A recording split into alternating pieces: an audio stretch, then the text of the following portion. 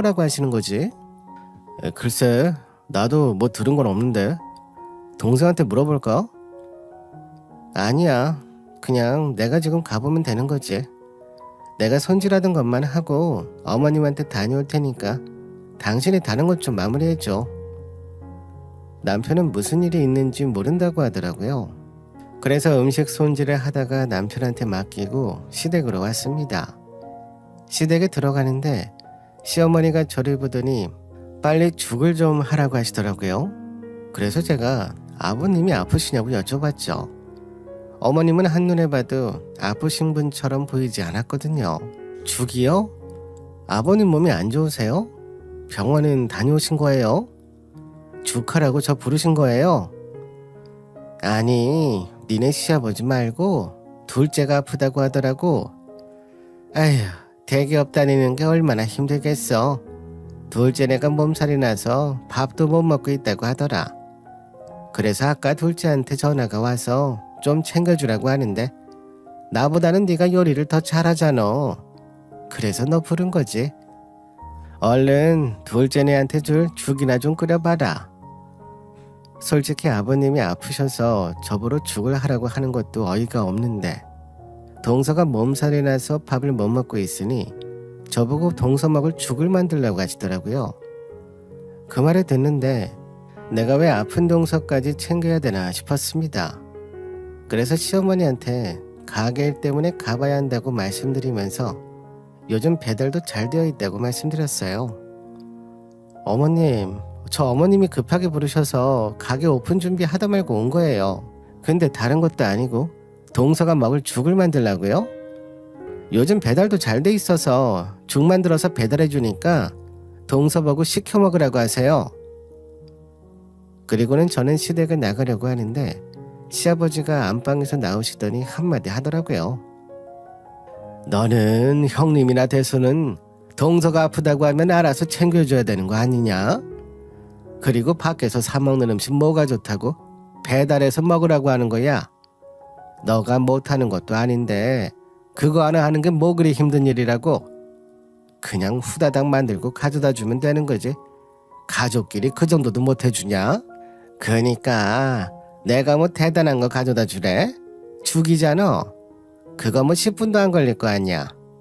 그리고 너는 음식 좀 하는 애니까 더 빨리 만들 거 아니야. 그러니까 얼른 해라. 갑자기 나온 시아버지는 물론이고 시어머니도 동서한테 줄 죽을 만들라고 하셨습니다. 근데 아무리 생각해도 그렇게 해주고 싶지 않더라고요. 그래서 시부모님께 동서가 애도 아닌데 왜 제가 그것까지 해주냐고 했죠. 지금 동서 나이가 몇인데 아프다고 제가 죽을 해줘요. 그리고 본인이 먹어야 되면 시켜 먹거나 서방님이 챙겨주시겠죠. 제가 왜 동서 아픈 것까지 챙겨줘요? 알아서 하겠죠. 너는 애가 왜 이렇게 정이 없어? 형님이 돼서 동서가 아프다는데 그 정도는 해줄 수 있는 거 아니야? 내가 너한테 병원을 데려다 주라고 했니? 팔첩반상을 차리라고 했니? 고작 죽 하나 끓여주는 거 가지고. 그리고 우리 아들은 지금 회사에서 일하느라 정신없을 텐데 어떻게 집에 와서 음식까지 차리겠어? 어머님, 저도 지금 가게 일하다가 어머님 전화 받고 급하게 온 거예요. 그리고 동서가 죽이 먹고 싶으면 알아서 사 먹던가 해 먹던가 하겠죠? 저는 이만 가볼게요. 아직 가게 오픈 준비도 다 못했어요. 그렇게 저는 못한다고 하면서 나오는데 시어머니가 뒤에서 못됐다고 하시더라고요. 하지만 제가 굳이 동서 먹을 죽까지 해다 줄 필요는 없다고 생각했습니다. 그래서 다시 저희 가게로 왔는데 남편이 저를 보더니 무슨 일이었냐고 물어보더라고요. 그래서 제가 시댁에서 있었던 일을 얘기해 줬습니다. 그렇게 계속 쌓이다 보니 제가 스트레스를 받았나 봐요. 장사 준비를 하다 위경련으로 쓰러져서 병원 응급실로 실려간 적이 있었습니다. 병원 의사 선생님이 스트레스가 심하다고 하시면서 저보고 입원하라고 얘기하셨어요. 스트레스가 심하셔서 위경련까지 오게 된 것 같아요. 근데 몸에 영양분도 부족해 보이니 며칠 입원하셔서 치료하시는 게 좋을 것 같아요. 의사 선생님 말을 듣는데 내가 이렇게까지 감정 소모를 하며 스트레스를 받으며 지낼 필요가 있을까란 생각이 들더라고요. 동서는 물론이고 시어머니랑도 각을 세우는 것도 이제는 질렸고 나만 그 둘이랑 사이가 안 좋으니 내가 빠져주는 게 내 정신 건강에도 좋고 동서나 시어머니도 좋겠다는 생각이 들었습니다. 그래서 저를 보러 온 남편한테 이 얘기를 꺼냈죠.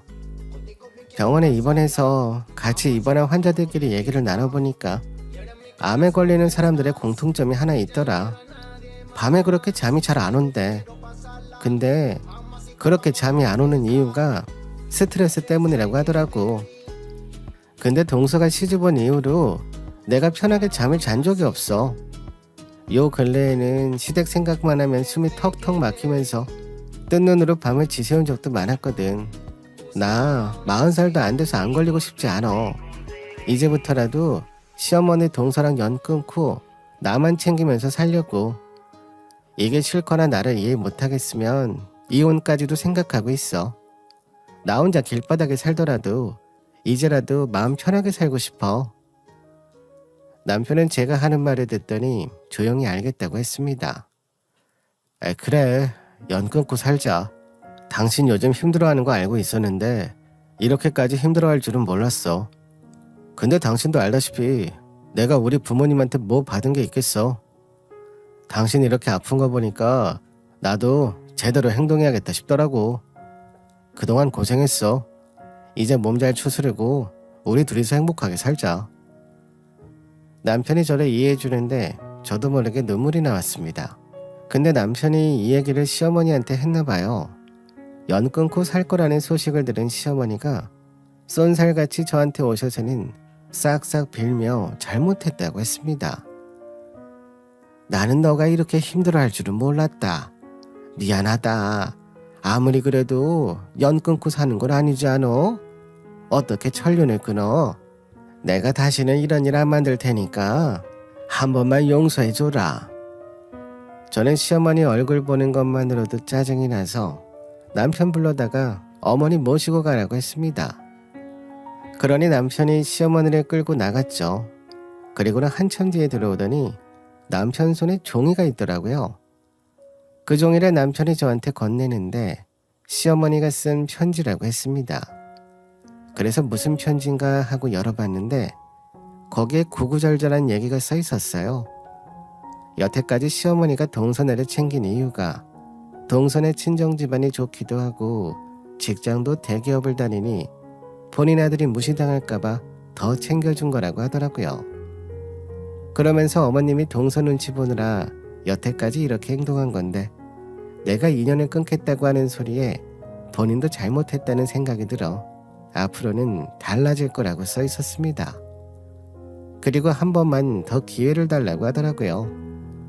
생각이 무거워진 상태에서 퇴원을 준비하는데 시어머니한테 연락이 왔습니다. 퇴원했다며? 컨디션은 어때? 너 컨디션 회복되면 한번 만나자. 내가 진심으로 사과하고 싶어서 그래. 저한테 진심으로 사과하고 싶다는 시어머니께 저는 정중하게 거절을 했습니다. 그리고 당분간은 연락도 안 하고 지냈으면 좋겠다고 말씀드렸죠. 제가 하는 말을 듣던 시어머니는 한숨을 푹 쉬시더니 대답도 없이 전화를 끊어버리셨습니다. 그리고 며칠 동안은 연락이 없었어요. 근데 우연히 날짜를 보니 곧 제삿날이 되겠다 싶더라고요. 그래서 남편한테 이번 제삿날부터는 가지 않겠다고 얘기했습니다. 이번 주 주말에 제삿날인 거 알지? 당신은 가고 싶으면 다녀와. 당신까지 연 끊고 살라고는 안 할게. 근데 나는 이번 명절부터는 안 갈 거야. 그래, 그렇게 해. 그리고 나도 안 가도 돼. 당신 몸도 안 좋은데 혼자 집에 두고 가기도 그렇잖아. 그리고 엄마가 오라고 하면 그때만 잠깐 가서 절이나 하고 오면 되는 거지. 당신은 태어난 지 얼마 되지도 않았으니까 안정 취해야지. 푹 쉬어. 그렇게 남편과 제삿날 저는 가지 않는 방향으로 얘기를 끝냈습니다.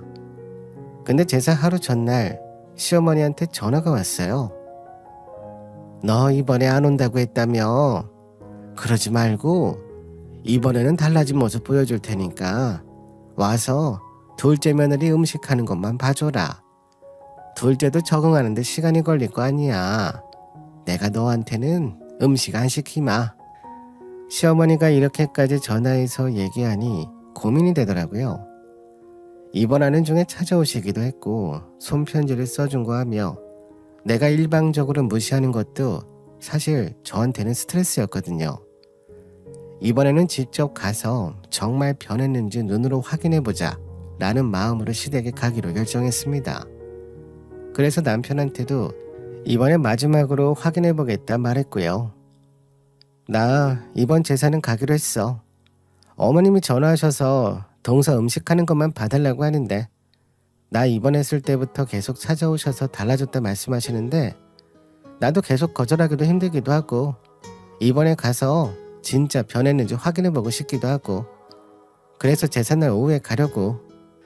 남편은 제 말을 듣더니 굳이 그렇게 할 필요가 없다고 하더라고요.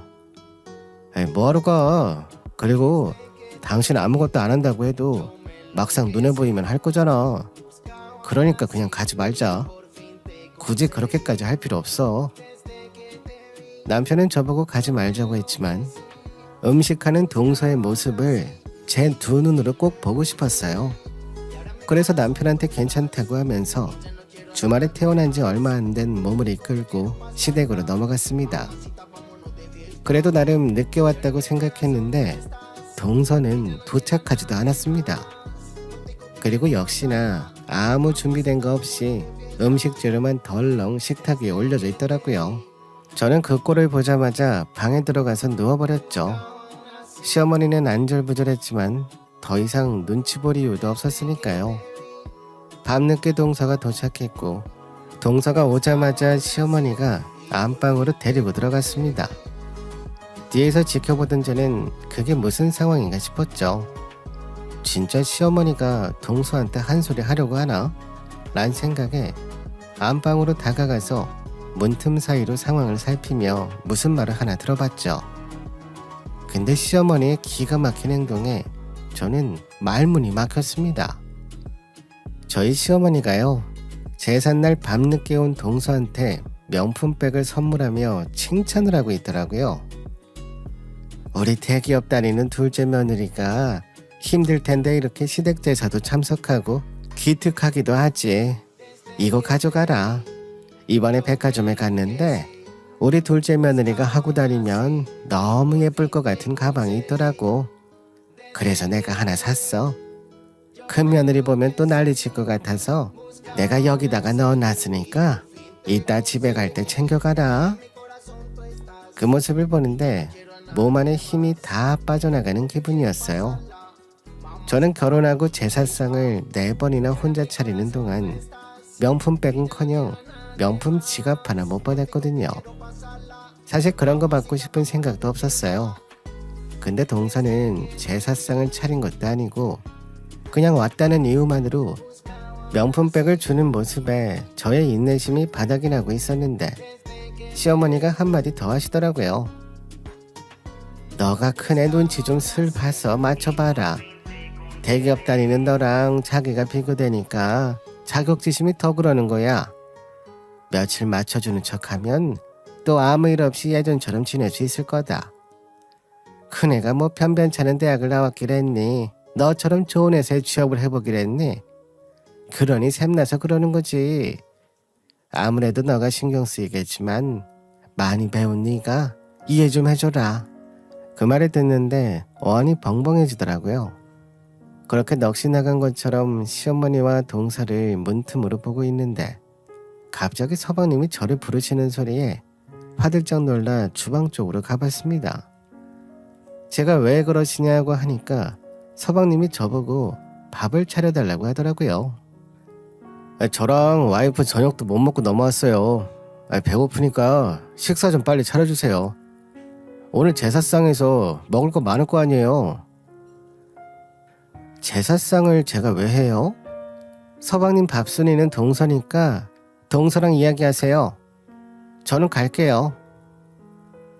이런 건 집에 있는 형수님이 해주시면 안 돼요. 아직도 삐지신 거예요? 아니 나이가 몇인데 아직도 그러시는 거예요? 이번에 우리 엄마가 형수님 찾아가서 사정도 하고 편지도 썼다면서요. 이 정도면 우리 엄마도 형수님 대접 해줄 만큼 해주신 거잖아요. 도대체 뭘 얼마나 더 해줘야 되는 거예요? 어차피 저는 시어머니랑 서방님 그리고 동서랑 연 끊고 안 볼 생각이었으니 저도 서방님한테 하고 싶은 말 다 해버렸습니다. 제가 대접을 받았다고요? 아무것도 안 하고 밤늦게 온 동서는 방금 어머니한테 명품백까지 선물로 받던데? 그럼 대접은 동서가 더 받고 있는 거 아니에요? 그리고 제가 왜 집에 있는 사람이에요? 저도 일해요. 그러니까 식사도 동서한테 차려달라고 하시죠. 앞으로 저 시댁에 오는 일 없을 테니까 그렇게 아세요. 그렇게 서방님한테 큰 소리 친 후 남편과 옷가지를 챙겨서 나가려고 하는데 동서와 시어머니가 안방에서 웃으면서 나왔습니다. 그리고 나갈 준비를 하는 저랑 남편을 보시더니 시어머니가 어디 가냐고 하시더라고요.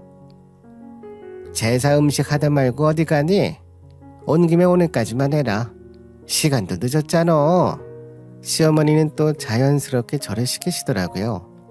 저는 들은 척도 하지 않고 나가려고 했습니다. 근데 시어머니가 가까이 오셔서는 제 팔목을 붙잡으시더라고요. 그래서 제가 시어머니를 쳐다봤습니다. 근데 시어머니는 저한테 한 소리 하시더라고요. 집안 맏며느리가 제삿날 와서 이게 무슨 짓이야. 최근에 아팠다고 해서 내가 오냐오냐 해줬더니 아주 버르장머리가 없어졌다. 이러니까 내가 너한테 잘 안 해주는 거야.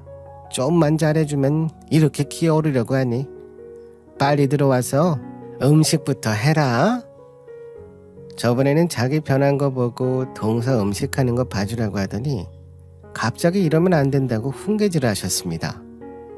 이 와중에 옆에서 배고프다고 밥 달라고 재촉하는 서방님을 지켜보던 남편이 갑자기 성큼성큼 거실 쪽으로 걸어갔고요. 그리고는 제사상 4개를 모조리 다 엎어버렸어요. 그리고는 제 팔목을 잡고 있는 시어머니한테서 제 손목을 가져가더니 당장 나가자고 소리쳤습니다. 그 모습을 본 어머니가 지금 뭐 하는 거냐고 하셨고요.